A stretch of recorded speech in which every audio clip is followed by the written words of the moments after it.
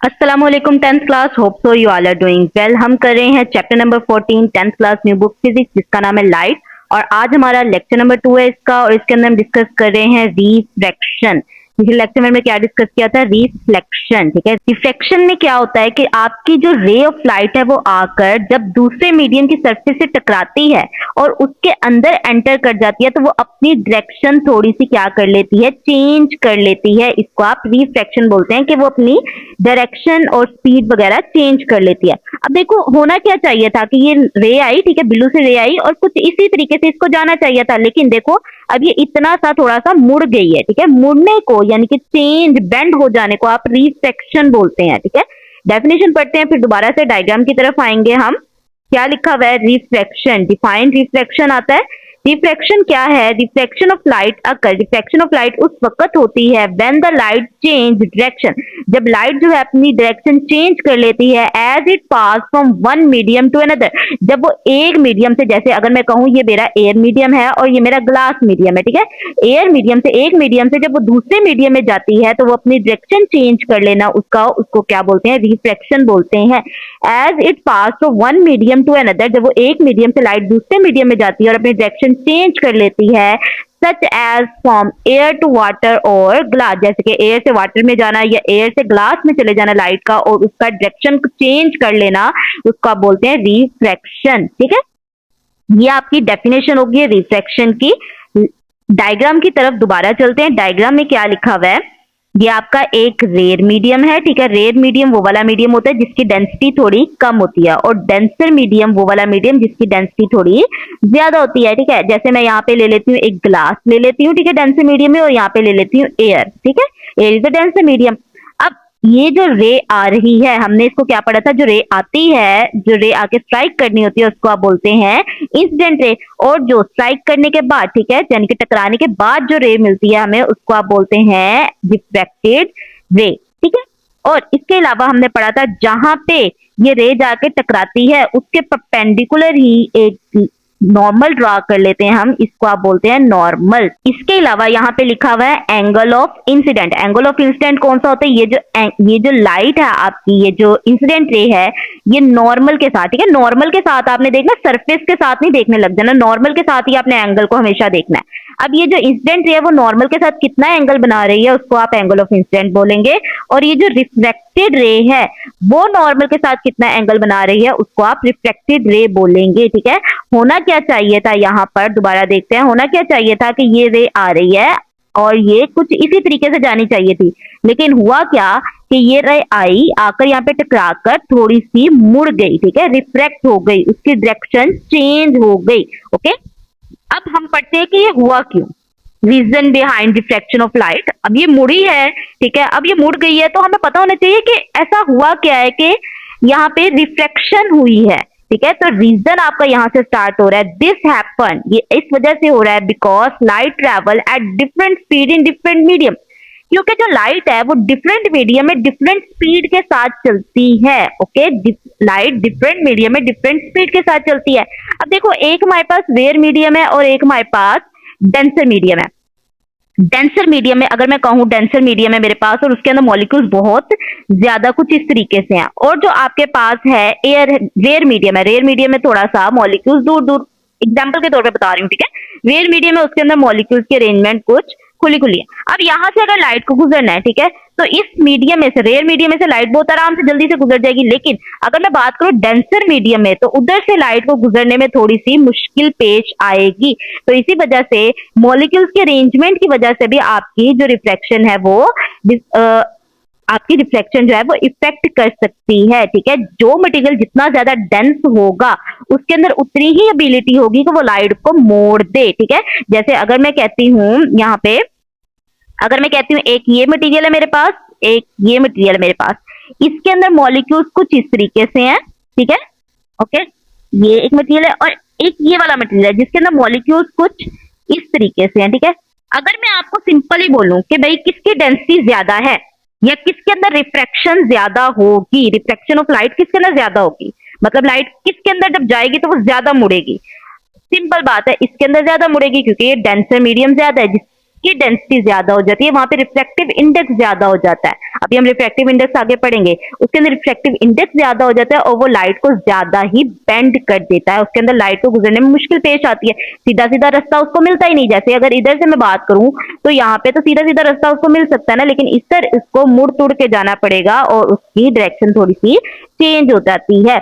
यही बात यहाँ पे लिखी हुई है, this happen because the light travel at different speed. ये इस वजह से होता है क्योंकि लाइट जो है डिफरेंट स्पीड से ट्रेवल करती है in different material. Different material की डिफरेंट डेंसिटी होती है, डिफरेंट डेंसिटी होने की वजह से वो जो है वो डिफरेंट स्पीड के साथ ट्रेवल करती है हमारी light. When light move from a rare medium to denser medium, अब ये बात आपने नोट कर लेनी है, ठीक है, कि जब भी, ठीक है, कि जब भी लाइट जो है रेयर मीडियम से डेंसर मीडियम में जाएगी, ओके, जब भी लाइट कहां से रेयर मीडियम से डेंसर मीडियम में जाएगी तब क्या होगा, it bend towards the normal, तो वो बेंड कर जाएगी किस तरफ, नॉर्मल की तरफ बेंड कर जाएगी। देखो ये हमारा नॉर्मल है, ओके, ये जो लाइट है उसे कहां पे जाना चाहिए था, अभी मैं ब्लू से पिंक से बना देती हूँ वो वाली रे जो कि असल में होनी चाहिए थी, ऐसे होनी चाहिए थी ना इसको, मतलब बेंड नहीं होना चाहिए था, लेकिन ये देखो थोड़ा सा बेंड हो गया, किस तरफ को, इस तरफ को बेंड हो गई, यानी कि आपके लेफ्ट साइड पे बेंड होगी। लेफ्ट साइड पे क्यों बेंड हुई है, टुवर्ड्स द नॉर्मल बेंड हुई है ना।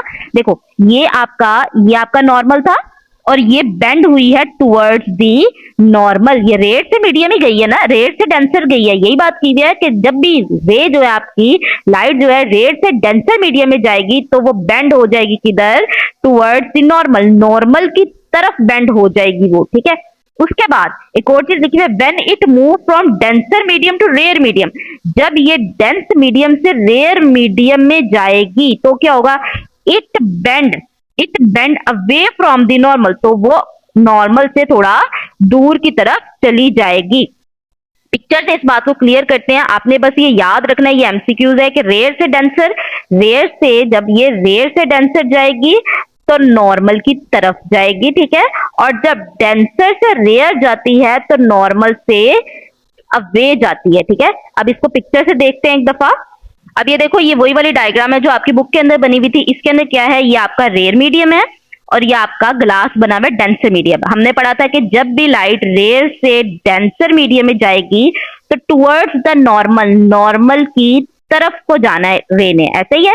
ये देखो असल में कैसी होनी चाहिए थी, रे कुछ इस तरीके की होनी चाहिए थी, लेकिन हुआ क्या, ये नॉर्मल की तरफ बेंड हो गई, ओके, ये नॉर्मल था आपका, ये नॉर्मल की तरफ बेंड हो गई। ये तो हो गया हमारा रेयर टू मीडियम जो कि हमने अभी अभी थोड़ी देर पहले आपकी बुक में पढ़ा। अब यहाँ पे नीचे आ जाओ, यहाँ पे क्या दिखाया हुआ है कि यहाँ पे ये ऊपर ग्लास है, ठीक है, ये आपका डेंसर मीडियम है और ये लाइट जो है, ये आपकी रे जो है वो डेंसर मीडियम से रेयर मीडियम की तरफ जा रही है, ठीक है, यानी कि यहाँ पे एयर है आपकी। तो क्या हो रहा है, देखो ये आपका नॉर्मल, ये आपका नॉर्मल है, ओके।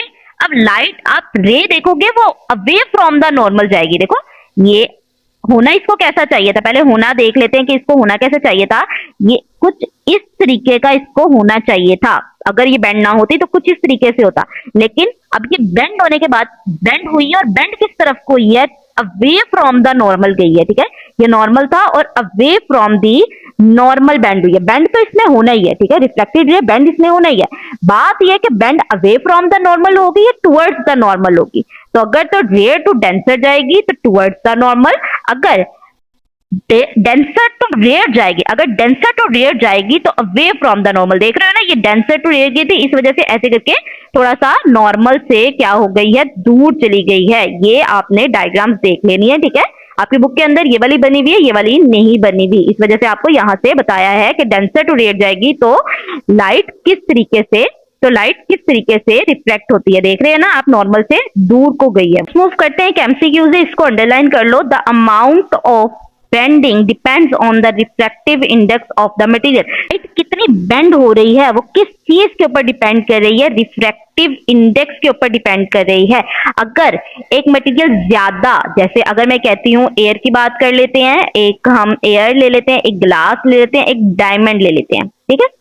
अब मुझे आप बताओ कि किसकी डेंसिटी सबसे ज्यादा कम है, पहले कम वाले की डेंसिटी बताते हैं। आप बता सकते हो ना कि एयर की डेंसिटी जो है वो सबसे कम है और सबसे ज्यादा किसकी डेंसिटी है, सबसे ज्यादा डेंसिटी होती है डायमंड की, ठीक है। अब इसके अंदर अगर मैं आपसे पूछूं, ये तो आपने डेंसिटी बता दी, अब मैंने ऊपर आपको बताया था कि जिस चीज की डेंसिटी ज्यादा होती है उसके अंदर बेंडिंग भी क्या होती है, ज्यादा होती है। ठीक है, जब बेंडिंग ज्यादा होती है, बेंडिंग को ही बताता है ना, अमाउंट ऑफ बेंडिंग, कितनी ज्यादा बेंडिंग हो रही है उसको कौन बताता है, रिफ्रैक्टिव इंडेक्स ही बताता है। जितनी ज्यादा डेंसिटी उतनी ज्यादा बेंडिंग, उतना ही उसका रिफ्रैक्टिव इंडेक्स की वैल्यू। ठीक है, अगर एयर है आपके पास, ग्लास है और डायमंड है, तो किसका रिफ्रैक्टिव इंडेक्स ज्यादा है, यानी कि किसकी एबिलिटी है, किसके अंदर ताकत है कि वो लाइट को ज्यादा बेंड कर सकती है। डायमंड के अंदर ताकत है कि वो ज्यादा लाइट को बेंड कर देगी। क्यों? क्योंकि इसकी डेंसिटी ज्यादा है। ठीक है, जितनी ज्यादा डेंसिटी होगी उतनी ही ज्यादा वो बेंड कर देगी लाइट को, और जितनी लाइट बेंड होती है वो, उसी को तो हम बोलते हैं रिफ्रैक्टिव इंडेक्स। ठीक है, अगर मैं यहाँ पे शॉर्ट शॉर्ट करके यहाँ पे लिख दूं, यहाँ पर ये इंपॉर्टेंट कॉन्सेप्ट है, इसको आपने दिमाग में बिठा लेना है। ठीक है, कि डेंसिटी, जितनी डेंसिटी ज्यादा होगी किसी चीज की, ठीक है, उतनी ही ज्यादा क्या होगी, बेंडिंग होगी। ठीक है, उतनी ही ज्यादा बेंडिंग होगी, और जितनी बेंडिंग होती है वो किस चीज पे डिपेंड करती है, उसके रिफ्रैक्टिव इंडेक्स पे। यानी कि अगर तो रिफ्रैक्टिव इंडेक्स ज्यादा है, अगर आपको कहीं पे लिखा हुआ है कि भाई रिफ्रैक्टिव इंडेक्स जो है वो ज्यादा है, मैं यहाँ पे एग्जाम्पल ही देती हूँ एक। मैं कहती हूँ एक मेरे पास ये मटेरियल है, एक मेरे पास ये, और एक मेरे पास ये। इसका रिफ्रैक्टिव इंडेक्स 2.1 है, इसका रिफ्रैक्टिव इंडेक्स 0.1 है, और इसका रिफ्रैक्टिव इंडेक्स है 3.1।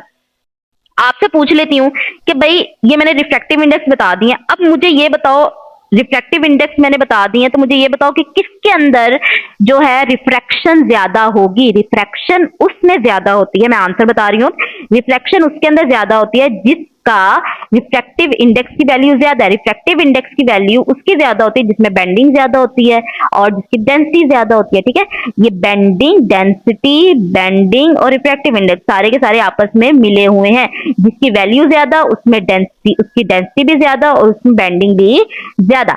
मैं बता सकती हूँ कि भाई इसकी रिफ्रैक्टिव इंडेक्स की वैल्यू ज्यादा है, इसका मतलब है कि इसकी डेंसिटी ज्यादा है, और इसके अंदर, इस मटेरियल की डेंसिटी ज्यादा है और इसके अंदर क्या हो जाएगी, लाइट जो है वो ज्यादा रिफ्रैक्ट कर जाएगी। और सबसे कम किसके अंदर करेगी? देखो सिंपल बात है, इसकी वैल्यू कम है रिफ्रैक्टिव इंडेक्स की, तो वैल्यू कम होने का मतलब है कि इसकी डेंसिटी भी कम है, डेंसिटी कम है तो इसके अंदर लाइट जो है वो ज्यादा रिफ्रैक्ट नहीं होगी। इस लाइन को एज एन एमसीक्यू कर लेना है आपने। आगे चलते हैं, कुछ एप्लीकेशंस दी हुई हैं, हेडिंग लगा लो यहाँ पे, applications of refraction. Refraction explain many everyday phenomena. Refraction जो है एवरीडे फिनोमेना, हम रिफ्लेक्शन जो है बहुत सारे एवरीडे फिनोमेना में हमें नजर भी आता है, जैसे कि such as pencil appearing bend in water. जब आप पेंसिल को वाटर के अंदर रखते हो तो आपको पेंसिल जो है वो थोड़ी सी टेढ़ी नजर आती है, तो वो भी एक एवरीडे फिनोमेना है। Working of lens in glasses, glasses में जो लेंस काम करते हैं वो भी रिफ्लेक्शन की वजह से ही करते हैं। और कैमराज में and the formation of rainbow, और रेनबो जो बनती है वो भी रिफ्लेक्शन के प्रिंसिपल्स में, रिफ्लेक्शन के लॉ से ही बनती है। ये आपके पास क्या आ गया है, एप्लीकेशन ऑफ रिफ्लेक्शन। ठीक है, इस पैराग्राफ में हमने शुरू में डेफिनेशन पढ़ी, डेफिनेशन पढ़ने के बाद हमने ये पढ़ा कि denser to rare, rare to denser और डेंसर टू रेयर, इन दोनों में क्या होगा, इसके अंदर टुवर्ड्स द नॉर्मल और इसके अंदर अवे फ्रॉम द नॉर्मल। ठीक है, denser to rare, away from the normal होगा, ये हमने पढ़ा। और उसके बाद हमने एक इंपॉर्टेंट एमसीक्यूज पढ़ा कि जी अमाउंट ऑफ बेंडिंग जो है आपकी वो डिपेंड करती है किस पे, रिफ्रैक्टिव इंडेक्स पे। जितना ज्यादा किसी चीज का रिफ्रैक्टिव इंडेक्स होगा उसका मतलब है उसकी डेंसिटी ज्यादा, जितनी ज्यादा डेंसिटी होगी उतनी ही ज्यादा बेंडिंग होगी। ये मैं बार बार रिपीट कर रही हूँ बात को, ठीक है, तो ये लिख लेनी है कहीं पे भी। उसके बाद हमने उसकी एप्लीकेशन पढ़ी कि कहां कहां हम नॉर्मली इसको यूज करते हैं। अब चलते हैं लॉज ऑफ रिफ्रैक्शन पे। लॉज ऑफ रिफ्रैक्शन आपका शॉर्ट क्वेश्चन आया हुआ है काफी दफा, तो इसको अच्छे तरीके से देख लेना है। The bending of light during refraction follow two essential principle. जो प्रिंसिपल है आपके, जैसे रिफ्रैक्शन के थे वैसे ही रिफ्रैक्शन के भी हैं। The incident ray, the refracted रे and the normal at the point where the light enter a medium all lie in the same plane। आपकी जो इंसिडेंट रे है, आपकी रिफ्लेक्टेड रे है, और जो आपकी नॉर्मल है, ठीक है, जैसे अगर ये आपके पास मीडियम है, या आपकी इंसिडेंट रे आई और ये थोड़ा सा ऐसे करके चली गई, ठीक है, मैं ऐसे बना देती हूँ। और जो आपकी नॉर्मल की रे है, ये नॉर्मल है, ये रिफ्लेक्टेड है और ये इंसिडेंट की रे है, वो सारी की सारी सेम प्लेन में होंगी। सेम प्लेन मतलब कि वो टू डायमेंशनल होती है, आप उसको पेपर के ऊपर ड्रॉ कर सकते हैं। मैंने पिछली वीडियो के अंदर रिफ्लेक्शन में भी 2-3 तरीकों से इसको समझाया था। दोबारा से इसको देख लेते हैं कि प्लेन में होना और नॉन प्लेनर होना क्या कहलाता है, कैसे होता है। अगर तो आपकी रेज जो है, एक सरफेस आपने लिए इमेजिनरी सरफेस, अगर आप उसके ऊपर रेज को ड्रॉ नहीं कर पा रहे, ठीक है, जैसे अब ये रे है, मैं ये ब्लू वाली रे कर लेती हूँ, ये रे जो है वो आपके सरफेस के बिल्कुल पैरेलल है, ठीक है। अगर ये कुछ इस तरीके से है तो ये होगी हमारी प्लेनर, ठीक है। अगर हम इसको इसके ऊपर ड्रॉ नहीं कर पा रहे, यानी कि ये उससे उठी हुई है, अपवर्ड या डाउनवर्ड है, ठीक है, तो उसको आप क्या कह देंगे, नॉन प्लेनर, ठीक है। अब जैसे कि मैंने आपको रिफ्रैक्शन में जैसे कि अगर मैं कहूँ ये आपकी लाइट आई, ठीक है, रे आई, और ये टकराने के बाद क्या हुआ, ये कुछ मेरी तरफ को, अब मैं बना नहीं सकती, यानी कि ये लाइट आ गई, ठीक है, वैसे कैसे जाती है, ऐसे करके चली जाती है ना, लेकिन ये कुछ आपकी तरफ आ रही है, बाहर की तरफ, यानी कि पेपर से बाहर की तरफ निकल रही है, ठीक है।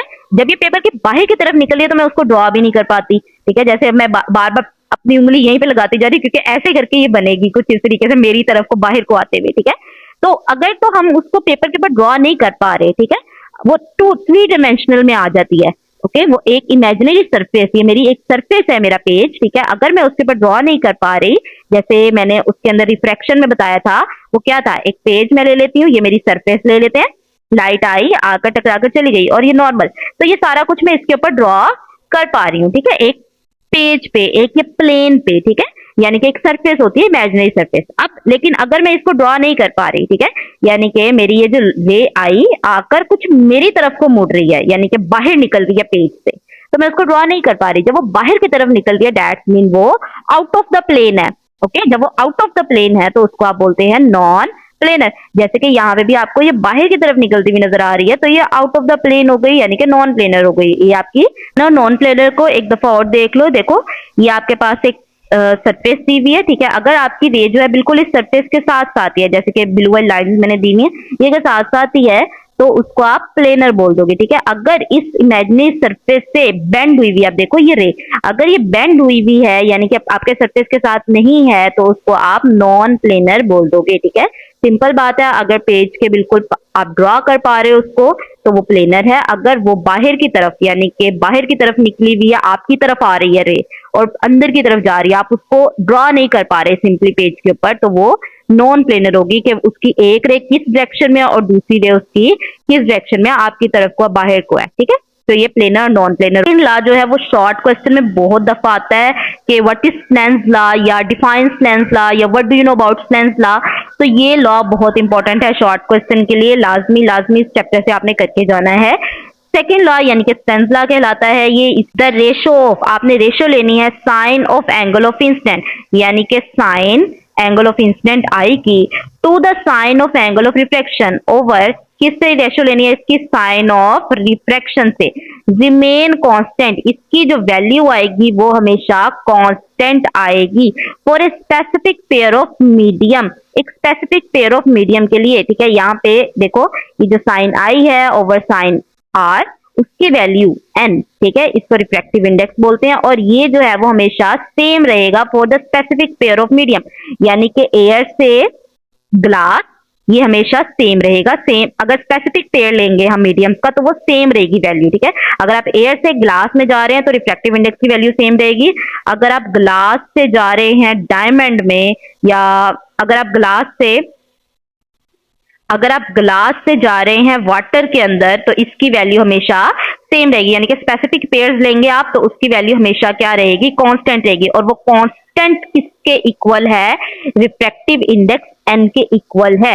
यही बात यहाँ पे लिखी हुई है, n is the refractive index of second medium relative to the 1, जो n है आपका रिफ्रैक्टिव इंडेक्स है सेकंड मीडियम का रिलेटिव टू दी 1। और ये हमें क्या बताता है, it indicate how much light bend when entering a different medium. ये लाइन हम ऊपर कर चुके हैं, मैंने एमसीक्यू में लगवा दी थी कि रिफ्रैक्टिव इंडेक्स हमें ये बताता है कि एक लाइट जो है वो कितनी बेंड होगी जब एक मीडियम से दूसरे मीडियम में जाएगी। जितना ज्यादा रिफ्रैक्टिव इंडेक्स उतनी ही ज्यादा बेंडिंग ऑफ लाइट, ठीक है। आपने बात याद रखनी है। नीचे आ जाते हैं अब स्पीड ऑफ लाइट में। आपने इसको अगर तो शॉर्ट क्वेश्चन में आता है ना स्नेल्स लॉ, तो आपने इसको यहाँ से लेकर ना यहाँ तक कर लेना है, ठीक है। मतलब इसको, इसकी डेफिनेशन ये इसका, और उसके बाद उसकी ये इक्वेशन लाजमी लिखनी है आपने, ठीक है, इस लेंस लॉ की। स्पीड ऑफ लाइट जो है मीडियम के, हर मीडियम के अंदर डिफरेंट होती है। जैसे अगर मैं कहती हूँ एक आपके पास वैक्यूम है, ओके, एक आपके पास मैं कह देती हूँ, एक आपके पास एयर है, और एक आपके पास मैं कहती हूँ ग्लास है, उसके बाद डायमंड लिख लेते हैं, ठीक है। डिफरेंट मीडियम्स है, different he speed of light होगी। वैक्यूम के अंदर मॉलिक्यूल्स तो होते ही नहीं, ठीक है, तो यानी कि रुकावट है ही नहीं। जब रुकावट ही नहीं है तो स्पीड जो है वो आपकी क्या होगी, मैक्सिमम होगी। अब इनकी बात करते हैं, इनके अंदर तो पार्टिकल्स होते हैं ना, आपके एयर के अंदर भी पार्टिकल्स होते हैं, गैस के अंदर भी पार्टिकल्स होते हैं, मॉलिक्यूल्स होते हैं, और डायमंड के अंदर भी मॉलिक्यूल्स होते हैं। यानी कि इधर हम क्या करें, डेंसिटी को देखेंगे हम, जिसकी डेंसिटी, अब देखो, अब इन तीनों में सबसे ज्यादा, अगर मैं ये एयर की, ग्लास की और डायमंड की बात करूं, सबसे ज्यादा डेंसिटी किसकी है, डेंसिटी सबसे ज्यादा है डायमंड की, डेंसिटी सबसे ज्यादा डायमंड की है। यानी कि सबसे ज्यादा बेंडिंग कौन करवाएगा, हमारी डायमंड करवाएगा, ठीक है। अगर डायमंड सबसे ज्यादा बेंडिंग करवाएगा, उसकी डेंसिटी बहुत ज्यादा है, यानी कि उसके अंदर मॉलिक्यूल्स बहुत ज्यादा पैक्ड हैं, अरेंज्ड हैं, तो उसके अंदर लाइट की जो स्पीड है वो बहुत स्लो हो जाएगी, ठीक है। यही बात यहाँ पे लिखी हुई है, the speed of light very depending on the medium through which it is travel. जो स्पीड ऑफ लाइट है वो डिपेंड करती है कि कौन सा मीडियम है आपके पास जिसके अंदर लाइट ने ट्रेवल करना है। इन वैक्यूम, वैक्यूम के अंदर light move at maximum speed. जो लाइट है वैक्यूम के अंदर वो मैक्सिमम स्पीड से ट्रेवल करती है। क्यों? क्योंकि वहां पे तो कोई डिस्टर्बेंस ही नहीं ना होती, पार्टिकल्स नहीं होते, और वो कौन सी कितनी स्पीड होती है, 3 × 10⁻⁸ ms-1 मीटर पर सेकेंड की स्पीड से ट्रेवल करती है। हाउएवर, लेकिन when light pass through the material, जब लाइट जो है मटेरियल के अंदर से ट्रेवल करती है, जैसे कि एयर से, वाटर से या ग्लास से, इट स्लो डाउन, तो वो स्लो हो जाती है। स्लो क्यों होती है? Due to interaction with the medium particle. क्योंकि जब वो एयर के अंदर आएगी या गैस के अंदर आएगी तो उधर पार्टिकल्स होंगे, ठीक है। जब वो लाइट जो है उन पार्टिकल्स के साथ स्ट्राइक करेगी तो वो थोड़ा सा स्लो हो जाएगी। द डेंसर द मीडियम, जितना ज्यादा डेंसर मीडियम होगा उतनी ज्यादा स्पीड जो है वो स्लो हो जाएगी। यही बात यहाँ पे मैंने बताई थी कि डायमंड जो है ज्यादा डेंसिटी है, उसके पास ज्यादा डेंसर है वो, तो उसके अंदर क्या होगा, आपके मॉलिक्यूल्स पैक्ड है, मॉलिक्यूल्स ज्यादा है, तो उसके अंदर स्पीड ऑफ लाइट जो है वो थोड़ी कम हो जाएगी। इसको भी आपने हाईलाइट कर लेना है, ठीक है, इसको भी आपने हाईलाइट कर लेना। The denser of the medium the slow is the speed of light. Next read करते हैं, दिस चेंज इन स्पीड, ये जो चेंज आया है स्पीड में, देखो आपने वैक्यूम से एयर में गए हो या एयर से ग्लास में गए हो, ठीक है, इसकी डेंसिटी और इसकी डेंसिटी अलग है। जब डेंसिटी डिफरेंट होगी दोनों की तो वो जो आपकी लाइट है वो थोड़ी सी बेंड कर जाएगी, उसकी स्पीड थोड़ी स्लो हो जाएगी। दिस चेंज इन स्पीड, ये जो स्पीड चेंज हो रही है उसको आप मेजर करते हो, किससे? रिफ्रैक्टिव इंडेक्स से मेजर करते हो। आगे करने की जरूरत नहीं है, आगे क्यों नहीं करना, क्योंकि आगे ना लिखा हुआ है, मतलब आगे भी लिखा हुआ है, बट हम इसको यहीं से करेंगे। दिस चेंज इन स्पीड, ये जो चेंज आ रहा है स्पीड में वो हम मेजर कर सकते हैं, किससे? रिफ्रैक्टिव इंडेक्स से मेजर कर सकते हैं। आगे रीड करवा देती हूँ क्या लिखा हुआ है। Which is the ratio of, ये रेशो होती है किसकी, वही बात दोबारा करेंगे। It is the ratio of speed of light in vacuum to its speed of light in the given medium. नीचे लिखा हुआ है तो हम इसको यहाँ से मैं नहीं करवा रही, ठीक है। हम ये वाली 2 लाइन्स कटिंग कर रहे हैं, नीचे आ जाए रिफ्रैक्टिव इंडेक्स पर। रिफ्रैक्टिव इंडेक्स की डेफिनेशन आती होती है, रिफ्रैक्टिव इंडेक्स की डेफिनेशन करते हैं। The refractive index n of the medium is measured of how much the speed of light change when it's enter that medium. Refractive index हमें ये बताता है कि स्पीड ऑफ लाइट कितनी चेंज होगी जब आप एक मीडियम से दूसरे मीडियम में जाएंगे। अगर रिफ्रैक्टिव इंडेक्स की वैल्यू ज्यादा है तो इसका मतलब है वो लाइट ज्यादा बेंड करवाएगा, ठीक है। अगर मैं कहती हूँ आपके ग्लास की रिफ्रैक्टिव इंडेक्स की वैल्यू है, फॉर एग्जाम्पल है 2.1 है, और आपके डायमंड की रिफ्रैक्टिव इंडेक्स की वैल्यू 3.1 है, तो जिसकी वैल्यू ज्यादा वो उतना ही लाइट को क्या करवाएगा, बेंड करवाएगा। आगे डेफिनेशन देख लेते हैं। डेफिनेशन में आप यहां से लेकर यहां तक लिख देंगे तो बहुत अच्छी बात है, वरना आप यहां से इट इज डिफाइंड से भी कर सकते हैं, ठीक है। ऊपर वाली लाइन लिख देंगे तो वो अच्छा है, बट अगर नहीं भी लिख रहे तो भी इट्स ओके। यहां से रीड करते हैं, इट इज डिफाइंड एज, किस तरीके से डिफाइन की जाती है, as the ratio of speed of light in air और वैक्यूम, एयर और वैक्यूम के अंदर speed of light to the speed of light in given medium. जो मीडियम आपको दिया हुआ है उसके साथ उन दोनों का रेशियो ले लेना है, तो आपके पास रिफ्रैक्टिव इंडेक्स की वैल्यू आ जाएगी। Speed of light in air, ये सी से, ठीक है, या सी से करेंगे आप, या ऊपर आप वैक्यूम भी आ सकता है, ठीक है। Speed of light in vacuum, ठीक है। जब speed of light in vacuum होगा तो भी आप उसको सी से रिप्रेजेंट करेंगे, और जो speed of light in medium है उसको आपने वी से रिप्रेजेंट करना है। आपके पास जब ये दोनों होंगे, आप दोनों को वैल्यूज पुट करेंगे तो आपके पास रिफ्रैक्टिव इंडेक्स की वैल्यू आ जाएगी। नीचे वाला पैराग्राफ करने की जरूरत नहीं है, इसके अंदर कुछ भी नहीं लिखा हुआ, इसको हम नहीं करेंगे। डायग्राम भी ऐसा करने की जरूरत नहीं है, ये भी नहीं आती इसकी, ठीक है, इसकी डेफिनेशन ही आती है, ठीक है। अब आ जाते हैं नीचे 14.1, क्या कहा हुआ है इन्होंने, the ray of light enter from air to water, air से वाटर के अंदर जा रही है, यानी कि आपकी रेयर मीडियम से डेंसर मीडियम में जा रही है। The angle of incident is, the angle of incident, angle of incident कितना दिया हुआ है 40, and the refractive index of water, और जो रिफ्रैक्टिव इंडेक्स है वाटर का वो कितना दिया हुआ है आपको 1.33। अब देखो यहाँ पर रिफ्रैक्टिव इंडेक्स का कोई भी यूनिट नहीं दिया हुआ है, ऐसा ही है, तो ये ध्यान रखना, रिफ्रैक्टिव इंडेक्स का कोई यूनिट नहीं होता क्योंकि एक रेशियो होती है, ठीक है। रेशियो जब भी होती है किसी चीज की तो यूनिट कैंसिल हो जाते हैं, ओके। तो यहाँ पे कोई भी यूनिट नहीं आना, गलती नहीं करनी आपने। आपने क्या बताना है, एंगल ऑफ रिफ्रैक्शन बताना है। एंगल ऑफ रिफ्रैक्शन आपने फाइंड करना है, हम लगाएंगे स्नेल्स लॉ। स्नेल्स लॉ के अंदर आपके पास sine i over sine r is equals to n. अब आपके पास क्या क्या चीजें गिवन है, देखो आपके पास n भी गिवन है, आपके पास i भी गिवन है, फाइंड आपने r करना है। तो इसको हम थोड़ा सा अरेंज कर लेते हैं। मुझे साइन r को मैं एक तरफ ले जाती हूँ और बाकी n को मैं दूसरी तरफ ले जाती हूँ। n को मैं इधर लेके जा रही हूँ, r को मैं इधर लेके जा रही हूँ, यानी कि आपके पास आया साइन i ओवर n, ठीक है, n नीचे आ गया, is equal to sine r को मैं ऊपर लेके जा रही हूँ साइन r, ठीक है। ये आपके पास इक्वेशन आ गई। ये देखो यहीं पे ये भी ऐसे ही लिखी हुई है, sine r is equal to sine i. Sine i की जगह पे आप क्या लगाओगे 40 लगाओगे, ओवर एन की जगह पे क्या है 1.33, यानी कि यही इक्वेशन है, बस इसको थोड़ा सा अरेंज कर दिया है। देखो लेफ्ट साइड राइट साइड को थोड़ा इधर उधर कर दिया, ये ऐसे बन गई है, sine r is equal to sine 40, i की जगह पे 40 ओवर एन की जगह पे 1.33, ठीक है। साइन 40 आपने लेना है। नेक्स्ट पेज पे चलते हैं, साइन 40 आपने लिया, साइन 40 आपने लिया और उसको 1.33 से डिवाइड कर दिया तो आपके पास आया 0.483। अब हमें तो चाहिए आर, यहाँ पे तो साइन भी है, तो साइन को आप जब दूसरी साइड पे लेके जाते हैं तो आपके पास क्या आ जाता है, साइन इनवर्स आ जाता है, ठीक है। तो यहाँ पर साइन इनवर्स लेंगे इस वैल्यू का, तो आपके पास ये एंगल ऑफ रिफ्रैक्शन आ जाएगा, ओके। ये आपके पास आ गया। नेक्स्ट आज चलते हैं एग्जाम्पल 14.2। इसके अंदर क्या कह रहे हैं, रिफ्रैक्टिव इंडेक्स आपको दिया हुआ है 1.33 वाटर का, ठीक है, और जो स्पीड ऑफ लाइट है वो आपको फाइंड करनी है। यानी कि अगर मैं कहूं रिफ्रैक्टिव इंडेक्स n दिया हुआ है आपको, speed of light in water, यानी कि आप उससे किससे रिप्रेजेंट करते हैं, हमने अभी भी पढ़ा था, is equal to c over v। आप उसको v से रिप्रेजेंट करते हैं ना स्पीड वाटर के अंदर, ओके। एयर या वैक्यूम के अंदर होता तो उसको मैं c से रिप्रेजेंट करती, बट यहाँ पर v यानी कि मीडियम, किसी भी मीडियम के लिए अगर आप फाइंड करें तो उसको आप v से रिप्रेजेंट करेंगे। Refractive index of water 1.33, refractive index of water आपने याद कर लेना है, ठीक है, जुबानी, ये आ जाता होता है एमसीक्यूज वगैरह में। 1.33 है। स्पीड ऑफ लाइट वैक्यूम के अंदर आपने हमें पढ़ी है, अभी भी एमसीक्यूज के लिए मैंने करवाया था, 3 × 10⁸ मीटर पर सेकेंड, और आपने क्या फाइंड करना है, v फाइंड करना है। तो आप फार्मूला लगाएंगे सिंपल यही वाला, n is equal to c over v। दो फार्मूले हैं n के लिए, एक एंगल्स फाइंड करने के लिए, n का फार्मूला एक था, क्या था, sine i over sine r, ठीक है। ये आप कब लगाएंगे, जब आपने एंगल्स फाइंड करने होंगे, ठीक है, एक एंगल दिया वो दूसरा आपने फाइंड करना हो। ये आप कब लगाएंगे, ये वाला फार्मूला आप कब लगाएंगे, जब आपने स्पीड फाइंड करनी हो किसी भी मीडियम के अंदर, ठीक है। अब इसको थोड़ा सा अरेंज करेंगे, n is equal to c over v, ऐसा है।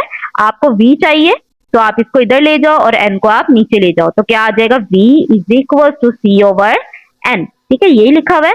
बस अब इसके अंदर क्या करेंगे, हम वैल्यूज पुट करेंगे, वैल्यूज पुट कर देंगे। ये देखो c की वैल्यू पुट की हुई है ओवर 1.33 और दोनों को डिवाइड कर दिया तो आपके पास आंसर आ गया है, और जो आपके पास यूनिट है वो मीटर पर सेकंड ही है क्योंकि ये स्पीड है। नेक्स्ट है आपके पास for your information, convex and concave mirror, ये शॉर्ट क्वेश्चन में आता है तो आपने इसको बहुत अच्छे से कर लेना है। पहला हम पढ़ते हैं यहाँ से, the focus lies behind the mirror, जो फोकस है इसका वो मिरर के पीछे होता है, बिहाइंड होता है। अगर ये मेरे पास मिरर है तो इसका फोकस मिरर के पीछे होगा, ठीक है। या अभी यहाँ से पढ़ लो, फिर उसके बाद एक पिक्चर की तरफ लेके चलूंगी, वहां से भी पढ़ाऊंगी। अब यहाँ पे चलते हैं, आपके पास कॉनकेव मिरर क्या होता है, the focus is in the front of the mirror, जो फोकस है कॉनकेव मिरर में वो उसके फ्रंट पे होता है, यानी कि अगर ये मिरर है तो इसका फोकस इसके फ्रंट पर होगा, ठीक। फोकस क्या होता है, जहां पे जो रेज है वो जाके मिलती हैं। द फोकस इज विजुअल, जो फोकस है इसका विजुअल होता है एज द रेज, क्यों? क्योंकि जो रेज हैं लाइट आफ्टर रिफ्लेक्शन, जो रिफ्लेक्शन के बाद जो रेज है appear to come from the focus, वो फोकस से बाहर आती हुई हमें दिखती हैं। द फोकस इज रियल, इसके अंदर कॉनकेव मिरर में जो फोकस होता है वो रियल होता है, क्योंकि as the rays of light after reflection, जो रेज ऑफ लाइट है वो रिफ्लेक्शन के बाद क्या होती हैं, रिफ्लेक्शन के बाद इस फोकस पे कन्वर्ज होती हुई यानी कि इकट्ठी होती हुई हमें नजर आती हैं। अब हम पिक्चर की तरफ चलते हैं, वहां से आपको कॉनकेव एंड कॉन्वेक्स मिरर दोबारा से इस बात दोनों बातों को वाइज करवा। कॉन्वेक्स मिरर बना हुआ है, ये आपके पास कॉन्वेक्स मिरर बना हुआ है और एक कॉनकेव मिरर बना हुआ है। अब यहाँ पे आपको एक डायग्राम दिख रही है, ठीक है। मैंने कॉन्वेक्स मिरर में बताया था कि जो आपका मिरर है उसके पीछे आपका फोकस होता है। देखो यहाँ पे आपके मिरर के पीछे उसका फोकस बनाया हुआ है, जबकि जो कॉनकेव मिरर होता है उसका फोकस उसके फ्रंट पे होता है। देखो उसका फोकस उसके फ्रंट पर है, ठीक है। पहला ये था कि इसका फोकस क्या होगा, बिहाइंड द मिरर होगा। यही बात है कि इसका फोकस बिहाइंड द मिरर है और इसका focus in the front of mirror है। मैंने बताया था कि फोकस से टकराने के बाद जो रेज है वो रिफ्रेक्ट हो जाती हैं, ठीक है।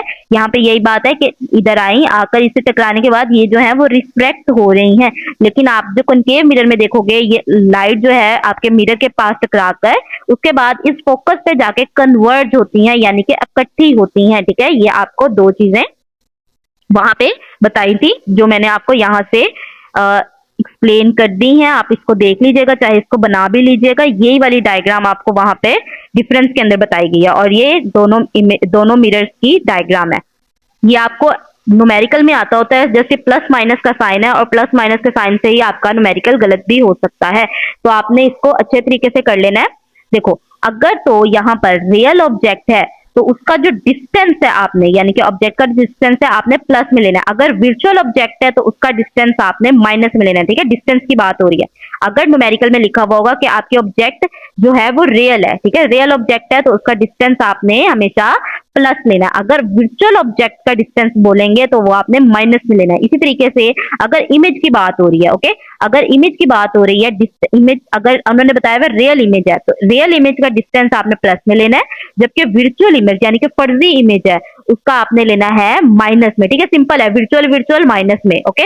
वर्चुअल वर्चुअल आपने माइनस में लेना है और रियल आपने प्लस में लेना है। इसी तरीके से फोकल लेंथ बहुत इंपॉर्टेंट है। फोकल लेंथ को अच्छे तरीके से देख लेना है। फोकल लेंथ अगर तो कॉनकेव मिरर आपको न्यूमेरिकल में लिखा हुआ होता है, ठीक है, सारा न्यूमेरिकल लिखा हुआ होगा उसमें कॉनकेव मिरर अगर लिखा हुआ है तो आपने देख लेना अगर कॉनकेव मिरर लिखा हुआ है तो उसकी फोकल लेंथ की वैल्यू हमेशा प्लस में होगी, ओके। नहीं दी हुई होती, काफी दफा ऐसे करके बस नंबर लिख देते हैं वो लोग, 1.33 लिख देंगे लेकिन उसके साथ प्लस माइनस नहीं लगाए होंगे, उसके साथ लिख देंगे कॉन्वेक्स मिरर है, लेकिन प्लस माइनस आपको खुद देखना पड़ेगा कि जो कॉन्वेक्स मिरर है वो माइनस में है, ठीक है। कॉन्वेक्स मिरर माइनस में क्यों है, क्योंकि इसका फोकस जो है बिहाइंड द मिरर है, मिरर के पीछे है, ठीक है। वर्चुअल इमेज है। अब देखो हमने प्लेन मिरर में मैंने पिछले लेक्चर में बताया था कि जो आपकी इमेज जो है अगर बिहाइंड द मिरर बन रही है यानी कि मिरर के पीछे बन रही है तो वो वर्चुअल है। कॉन्वेक्स मिरर में जो आपकी डायग्राम बन रही जो आपकी इमेज बन रही होती है वो बिहाइंड द मिरर बन रही है, ठीक है। तो आपका वो वर्चुअल इमेज बन रही है तो वर्चुअल इमेज मींस टू से वहां पे नेगेटिव साइन ही होगा, जहां जहां पे वर्चुअल है वहां पे नेगेटिव है। यहाँ पे आपने बस ये वाली फोकल लेंथ वाली याद रखने वाली है, वरना रियल वाली तो आप याद रख लोगे कि प्लस प्लस है। फोकल लेंथ वाली आपने याद रखनी है कि जो आपका कॉनकेव मिरर है वो प्लस में है, जबकि आपका कॉन्वेक्स मिरर जो है वो माइनस में है। होप तो आपको लेक्चर की समझ आ गई होगी। किसी भी कॉन्सेप्ट में कोई भी कंफ्यूजन हो तो आप मुझसे कमेंट सेक्शन में पूछ सकते हैं। वीडियो को लाइक कर दीजिएगा, चैनल को सब्सक्राइब कर दीजिएगा और मुझे अच्छा सा कमेंट कर दीजिएगा। मिलते हैं नेक्स्ट वीडियो में, तब तक अपना ख्याल रखें। अल्लाह हाफिज।